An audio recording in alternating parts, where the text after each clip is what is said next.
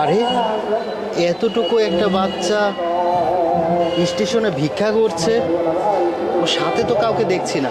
আর তাছাড়া বাচ্চাটাকে দেখে মনে হচ্ছে খুব ভালো একটা ঘরের সন্তান, কিন্তু ও এইভাবে ভিক্ষা করছে কেন? আচ্ছা ঠিক আছে বাবু, আমি তোমাকে টাকা দিচ্ছি, এই নাও।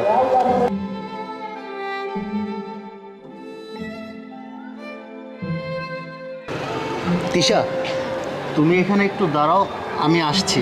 তুমি আমার কোথায় যাচ্ছ আমাকে একা রেখে? আরে যাব, জাস্ট 5 মিনিট, তুমি একটু ওয়েট করো, আমি যাবো আর আসবো। হ্যাঁ ঠিক আছে। একটা পাউরুটি দাও।